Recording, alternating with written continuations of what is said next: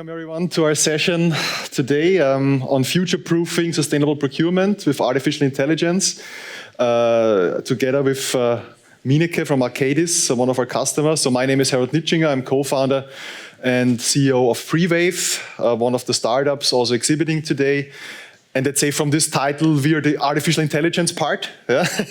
So we are actually a spin-off from the University of Technology in Vienna, founded in 2017, focused around monitoring and scoring suppliers based on artificial intelligence. And we are happy to be working with Arcadis now for some time. And I think Arcadis, one of the local customers we have here, and we're happy to bring them here out of the Amsterdam area on stage to present where they are in their journey to future-proof their sustainable procurement. And I mean, this is really the topic of the day. I think in sustainable procurement, it seems like every other week there's a new challenge, a new legislation, a new regulation that you need to address, from the German Supply Chain Act to the CSRD to the CS3D. Deforestation regulation, the landscape is enormous and you need solutions and the right approach. And I would like to ask Mieneke on stage to present to you how Arcadis is addressing these challenges, and would also then like to invite you, see your questions on Slido for a Q&A afterwards to really engage on also the challenges in the room. So Mieneke, come on stage, show us how you do it. Thank you so much. And yeah, it's working, the sound. Well, after that good energy boost, I hope to keep the energy in this room as well. And great to be here with you today. Absolutely very good to discuss this topic of future-proofing sustainable procurement with artificial intelligence. And I have to say, and I hope you will feel during this meeting, that sustainable procurement and sustainability is really close to my heart. And I think in general that matters. If you want to make a change, it should be close to your heart. I hope I can give you that feeling as well. And artificial intelligence is a very powerful tool to help you in practice to have a meaningful change in that area of sustainability. So thank you again for being here, and I hope we can go through a wonderful half hour. Then let's see. Yes, this works. I would like to discuss with you a couple of topics. Yes? I know we are not here about sales pitches, so it's not meant as a sales pitch. But first of all, I want to give you a bit of a flavor of who we are, what Arcadis is doing, so that you have an idea of the characteristics of our business, what are our challenges and why. So then I will talk about value-based drivers for our sustainable procurement strategy, because as I said, when it's close to your heart, it makes a difference. And then I want to make one step to drivers that we all share, the legislation that is upcoming and the UNGPs, the United Nations Guiding Principles on Business and Human Rights. And then last but not least, the risk-based supply chain due diligence and the power of AI. And that's in fact where it all comes together. So talking about Arcadis, as I said, I want to give you a bit of an idea of who we are. We are a leading engineering company and we are global. And as you see, we have around 36,000 colleagues all around the world. And on the next part, you can see we're quite broad. We are global in many regions. We have consultancy services, architectural design, design and engineering, program, project and cost management, and that all in the GBAs, that stands for Global Business Areas of resilience, places, mobility and intelligence, which means the built environment, which means mobility like airports and rail tracks and anything having to do with mobility. And well, intelligence, I don't need to explain in this area about intelligence, but just to give you that flavor, we are very broad. And we have public customers, private customers, and I guess that quite some of you will have heard about our name and some maybe not. To give you not only the boring figures, I also give you some pictures of some of the projects we worked in. So this is one example of resilience, redevelopment of natural gas plants, It's 6 that I show you, just to give that that flavor. Places, manufacturing EV charging infrastructure in the US, helping transform the JFK International Airport, of course, mobility, application of technology to modernize toll infrastructure, intelligence, modifying the Albert Canal in Belgium, and bolstering drinking water resilience in Loudoun County. Well, these are just some examples, and I was a bit quick because it's not a sales pitch indeed, but just to give you that idea that we are on many places in many areas, which has an implication also for who our suppliers are, and we will come to that. As I said, it's very important, I think, what drives you. And we as a business have sustainability in the core of our DNA. What you can see on this slide is we are partnering already for quite a while with the World Business Council for Sustainable Development. There's the UN Habitat we work with. We have science-based targets. We have sustainability in the remuneration of our leadership. So there's quite a bit ongoing. And also in our projects, I mean, we can do it for ourselves, but also in our consultancy projects, sustainability, of course, is very important because there we have a major impact. If we translate this situation of our DNA into procurement, and I make it a bit practical now, then we have lots of commitments that we need to translate. So, for instance, here you see the sustainability, a global sustainability statement, science-based targets. Yes, we've got them, but they have implications for our suppliers. Often, and I don't need to tell you, I think, most impact is in your supply chains. In our case, absolutely as well. We have a very strong human rights and labor policy. There's also lots of commitments there that are for our value chain, in fact, all of them. So that also reflects on what our supply base needs to adhere to. We've got our general business principles, and all of that translates in our global supplier code of conduct. Those values should be translated. But that is the internal part. There's also the external part. And I think most of you will have heard of the CSRD, the CSDDD, the legislation currently in Germany, the Lieferkettengesetz. It's all coming up. So that's quite a bit, just as a combination on the one hand. But on the other hand, we have a huge global supply base.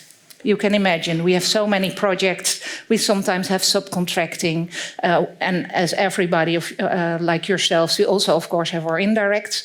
So how do we combine that? And that's a challenge you need to tackle, because we're serious about sustainability, but we're also complex. How do you combine it? Well, just to give you a bit of a picture, ISO 20400, many of you may be familiar with it. It's the guidelines from ISO, especially on sustainable procurement. And those are what I call the wheels of that. And it tells indeed that your sustainability commitments need to be translated in your procurement commitments. Otherwise, it's a hollow thing. And that we can combine. I told you we have the supplier code of conduct, we have our policies, but what you've got on paper or on the internet should also happen in practice. And that is the next one. And that is where we feel, you really need to pay attention. You need to do something in practice. You need to practice what you preach, in fact. So you should have responsible conduct and due diligence. And that is a process of steps. And it's a challenge for everybody. I think most of you will have heard companies about our scope 3. That is our major headache. Well, that's exactly in this part. Huge supply bases, huge commitments, but how do we organize it? Well, then that was a bit the Arcadis flavor. And that legislation I was talking about, that is, touching all of us. All of us are in this area where legislation is upcoming. So there's the German Supply Chain Act, as I mentioned, and the CSDDD and the CSRD. Internally, I sometimes had this question like, how do we organize for it? And I heard there's legislation coming and there's legislation coming. How can we combine all of that? And people are a bit scared. And I can imagine. There's some good news, I think, here, or at least to give you some comfort if you have that same feeling. The UNGPs are the authoritative focal point for it, the United Nations Guiding Principles for Business and Human Rights. They've been developed by not only Professor John Ruggie, but he was the leading man, and in 2011 they've been published, and they made a change in the landscape, in the legislation landscape. In fact, what the UNGPs were doing, and this is the part where I hope I can give you some comfort, they were looking at like what is the role and the responsibility of states, and what is the role and the responsibility of businesses, and there was a kind of vacuum, and they had the protect, respect, and remedy framework in which they let's say, structured the responsibilities of states. And you see that now upcoming with all that legislation. They should have that framework in place. And on the other hand, and there we come close to, I think, most of you, companies have a responsibility. I'm not going to read what is there on the left side of the slide, but if you want to make it simple, for most legislation, you need to have a human rights statement. You need to get your head around of what are our values. You need to have your human rights due diligence. And human rights is very close to environmental as well. So it's not only human rights, it has a strong connection. Well, knowing all of it and knowing where the problems are is of course not enough. You also need to have effective remedy. So if you keep that in mind, then you have a meaningful combination. You know your supply base, you know you need to, or you know where, if you do the right due diligence, where you have potential risks, and you take action. So if someone is coming to you and is a bit nervous, well, come back to those principles, because they're the basis for all legislation. Here you see a bit of an overview of where legislation is coming up. I don't know whether anyone heard about Korea. I heard that there also is a very recent development in this area. But this one I got from the internet. There's a link to it if you wish. But in fact, this is the background that we are talking about. And due diligence is the part, I think, for today quite central. Risk-based due diligence for the entire supply chain. Well, we as a company, we are in this area, very complex and a lot we need to know. And we went to market. We had to find a solution on how are we going to tackle this and how do we keep the overview of all those suppliers. We compared different parties and we also did checks. And in the end, we started working with Prewave on getting an overview of our supply chain, because they scan social media, they give you alerts, and they do the work for us as part of the solution for due diligence. And I emphasize it's part of the solution, because you still, of course, have a layered approach of systems and processes. You need to do a good job when you select suppliers. You have your supplier pre-qualification. It doesn't replace it, but it's an enrichment. It doesn't replace collaboration at all. You still need to have your feeling for what happens with your suppliers and their values.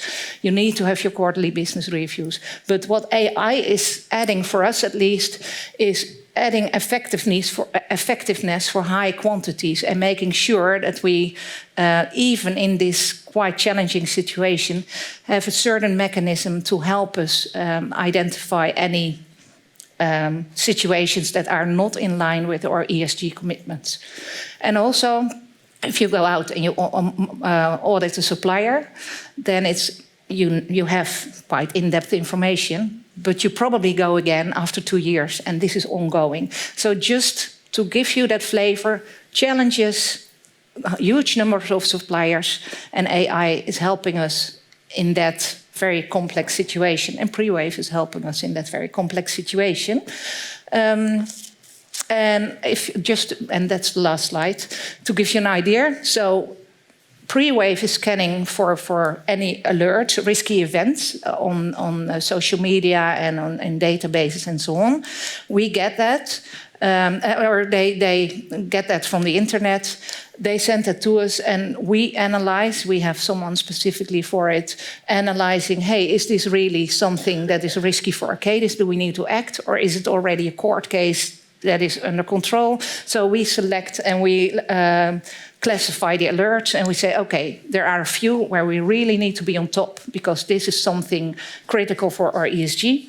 And there are some that we send out in the organization for people for information. And of course, there are some that are, that we don't need to act on. But that's a bit of a flavor how it works. And I would say, for now, thank you for listening. And I think Harald will join me for the next steps. Yeah. Thank you, Mieneke. And yeah, maybe we can bring up the QR code from Slido up.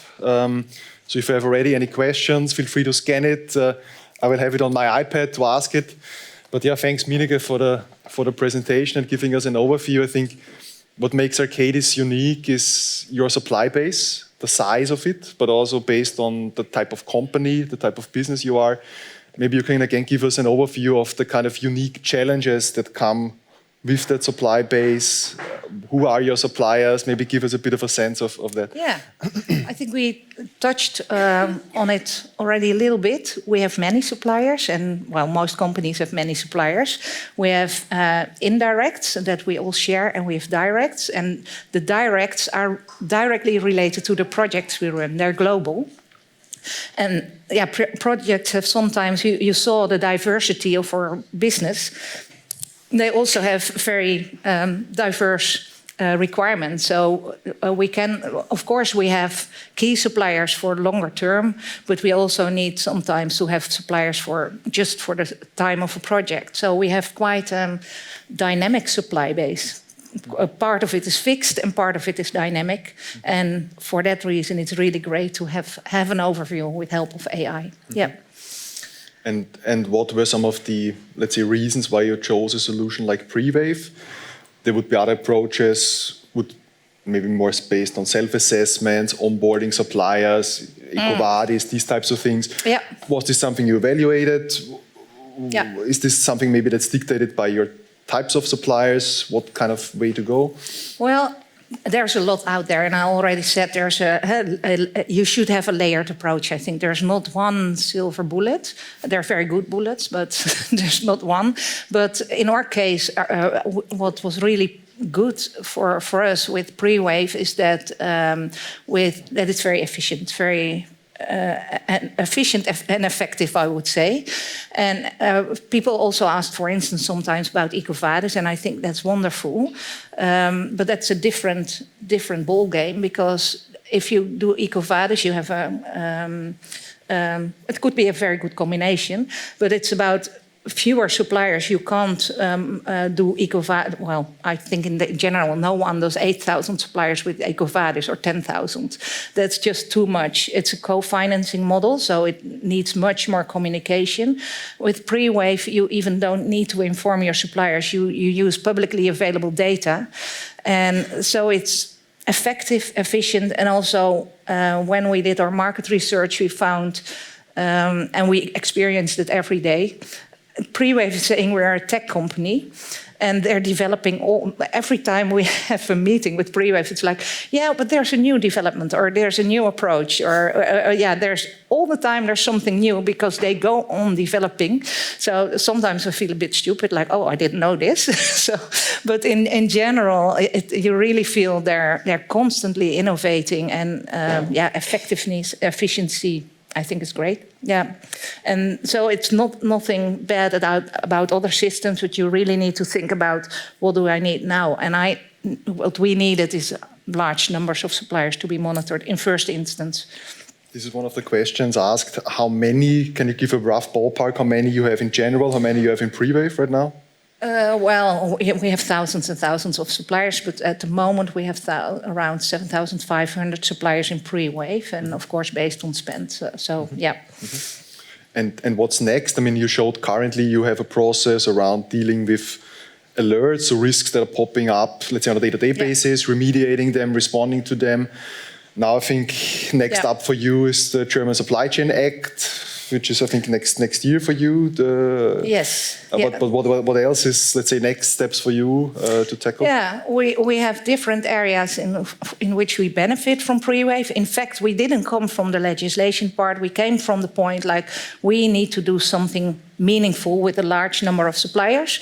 So we use the alert system. But as I said, if you follow the UNGPs and if you know your supply base, you're prepared for other things as well.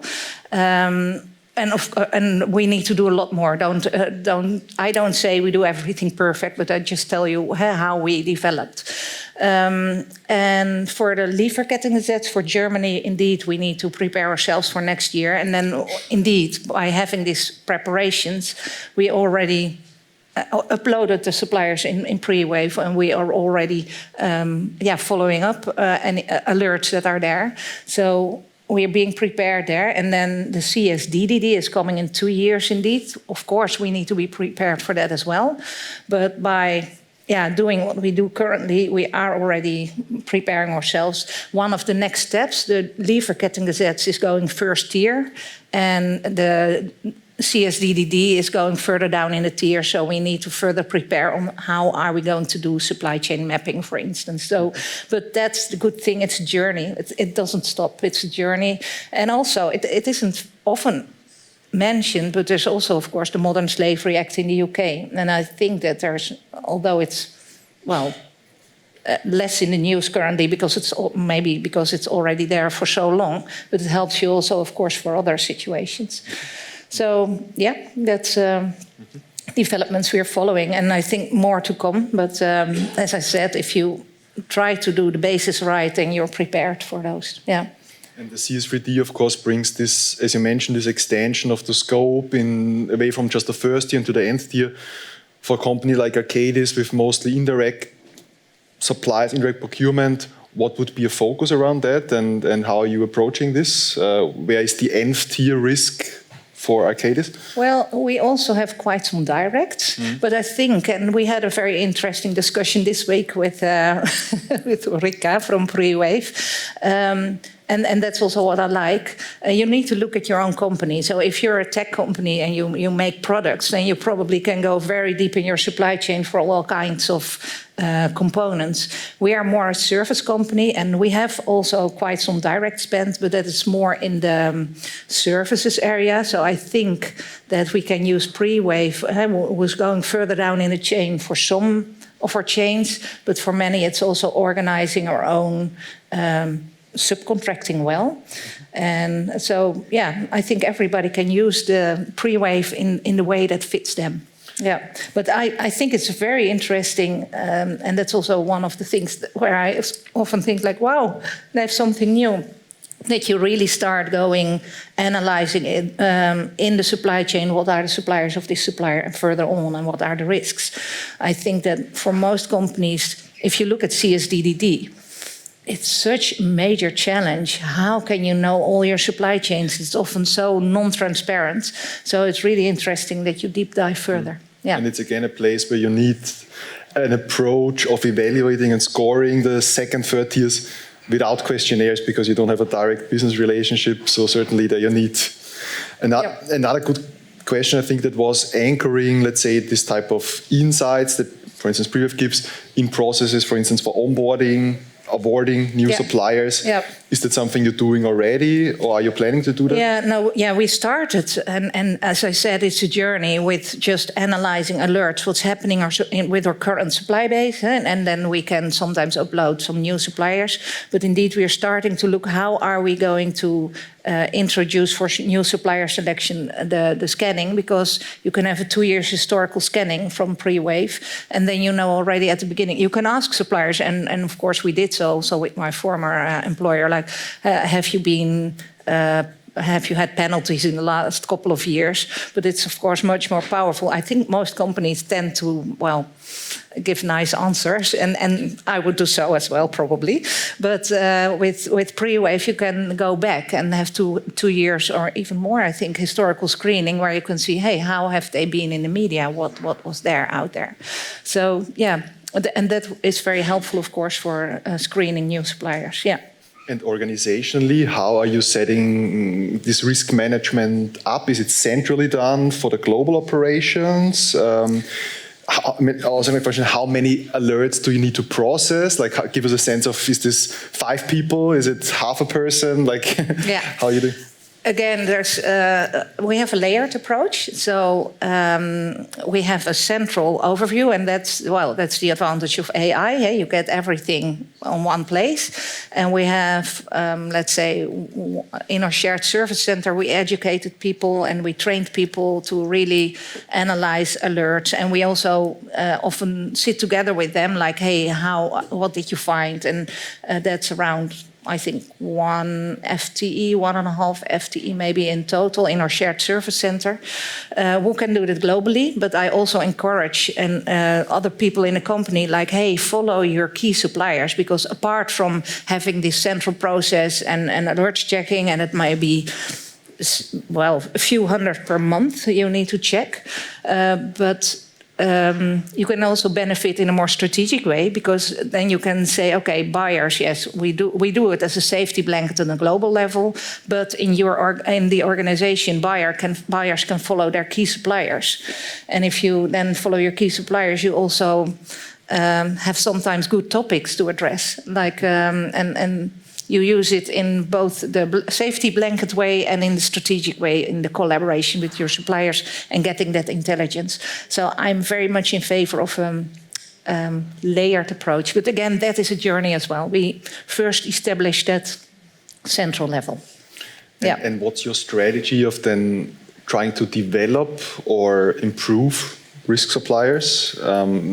Of course, you want to avoid cutting off the business relationship. That must be the ultimate resort. But what's your approach to then deal with a risk supplier? Yeah, of course, there are some situations. If a company would have a full factory full with 5 years old, then it didn't happen. But I mean, then you having a discussion maybe too soft. But in general, it's about having the discussion, of course, and making a change. We are in an early stage, so we are still in that area of, okay, these are the ones that where we start the discussion and want to understand what is driving them and how are they going to solve what has been found. And audits, questionnaires, trainings, is that something you're using? Not yet, but we are, Prewave, of course, is extending the services with action platform, and where you do not only use or look at risk alerts, but where you also can start training your suppliers in a scalable way. So yes. Should we look at questions as well, or? I'm picking and choosing all the time. Okay. No, I think I dealt with a lot of them already. Yeah, great. I think one question here is, how would you summarize, let's say, the value that Prewave is giving you? Like, if you would summarize it, what's really the value bottom line that you're getting? Is it more overview, more transparency, is it the efficiency? What? Yeah, I think you mentioned some key elements indeed: overview, transparency, and so that layer. But next to that, it also brings meaningful change, because if you have the transparency and if you know, hey, here are really things not going well, then you can also have really directed efforts to solve that. So it's that layer of transparency, and it's also the possibility then to act in a very meaningful way.